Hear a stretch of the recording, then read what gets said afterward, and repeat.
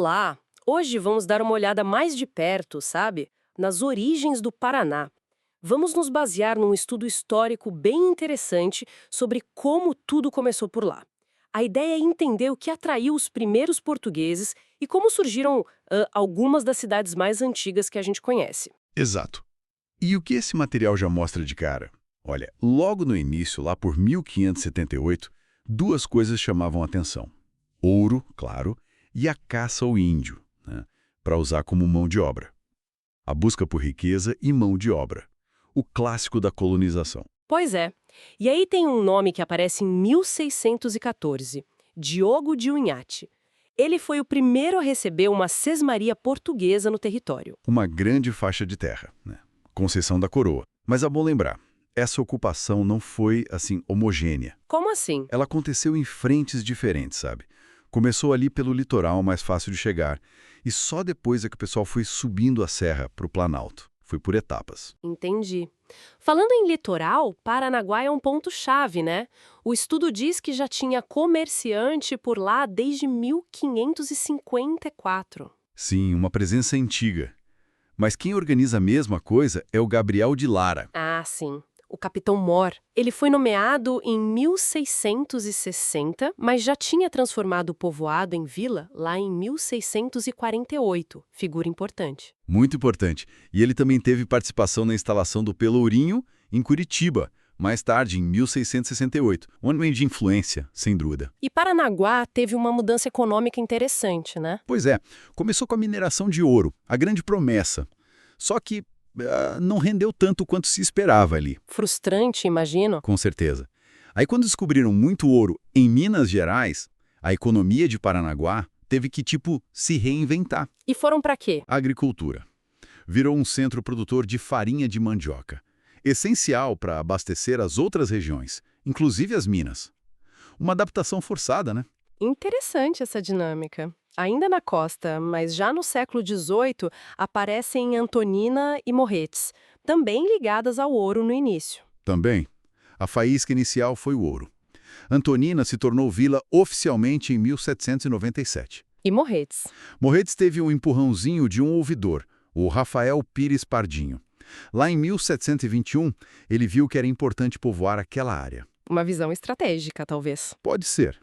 Aí construíram uma capela em 1769, o comércio foi crescendo e, Morretes virou o município em 1841. Foi um processo mais gradual. Certo. Agora, vamos subir a serra. Curitiba. O material fala dos primeiros núcleos de garimpeiros no primeiro Planalto. Sim, os faiscadores de ouro. E a convivência com os índios tinguis naquela região. E cita um tal de Eleodoro Ébano Pereira como um dos organizadores iniciais. E tem a lenda, né, da mudança da vilinha do Atuba para o lugar atual. A história do cacique tingui fincando a vara no chão, Coreetuba, que significaria muito pinhão aqui, é uma narrativa famosa.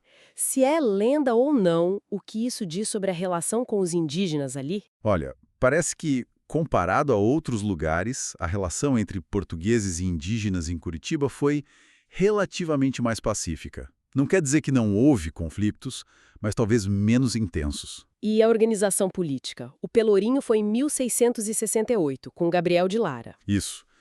Mas ele nomeou o Mateus Leme como capitão povoador.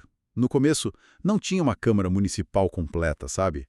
A estrutura política formal mesmo, com vereadores e tudo, só veio em 1693. E por que demorou? Foi por pressão dos moradores, um clamor popular por uma organização mais definida. E o estudo também marca bem a divisão social, né? Os homens bons... Proprietários de terra com direito a voto. Exato. E os pés rachados, a população mais pobre sem esses direitos políticos.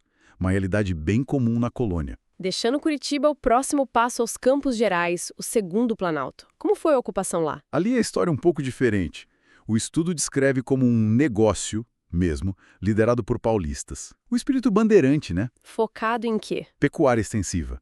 Grandes, enormes sesmarias para criar gado. E muitos donos nem moravam lá, eram proprietários ausentes. Isso deve ter gerado conflito, não? Com certeza. Os paulistas viam aquilo como fonte de lucro distante. Já os moradores de Curitiba reclamavam, queriam que a riqueza ficasse mais na região. E a Estrada das Tropas, o caminho de Viamão? Foi fundamental, mas também tensa sua abertura. O tropeirismo, levar o gado para o sul, e principalmente para abastecer Minas Gerais, foi o que fez surgir cidades como Castro e Ponta Grossa. O gado como motor da economia regional. Exatamente.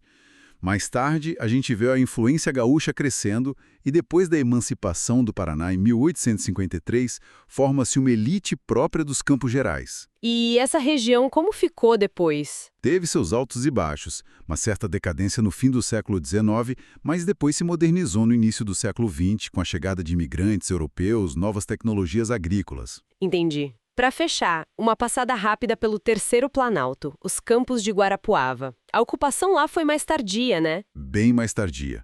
E ligada a questões estratégicas. Precisavam conectar o território com a colônia de Sacramento, lá no Uruguai. O Tratado de Madrid, de 1750, também influenciou. Mandaram expedições para reconhecer a área, certo? Sim, Afonso Botelho, Estevão Ribeiro Baião, Francisco Martins Lustosa, nomes importantes desse reconhecimento. Mas ocupar mesmo foi difícil. Por quê? Resistência indígena muito forte. As primeiras tentativas, como as de Cândido Xavier e Afonso Botelho, não deram certo. Eles subestimaram a força dos índios locais. E o que fez a ocupação acontecer, finalmente? Foi uma ordem direta de Dom João, já com a família real no Brasil depois de 1808. A ideia era garantir a posse do território contra os espanhóis, mais do que um interesse econômico imediato. Era a geopolítica da época. Então, resumindo nossa conversa, o ouro foi o chamariz inicial no litoral e primeiro Planalto.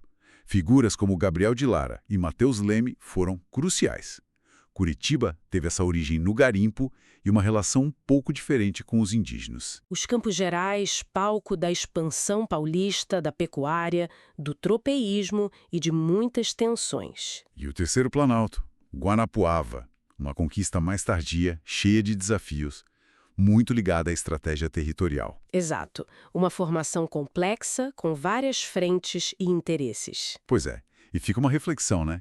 Como essa mistura toda, a busca por ouro, a criação de gado, a agricultura de subsistência, as interações, às vezes conflituosas, às vezes de colaboração, entre portugueses, paulistas, curitibanos, indígenas, como tudo isso moldou não só a geografia do Paraná, mas as próprias estruturas sociais e de poder que a gente vê, ou cujos ecos a gente ainda percebe hoje. Uma ótima questão para a gente pensar sobre como essa identidade paranaense foi construída.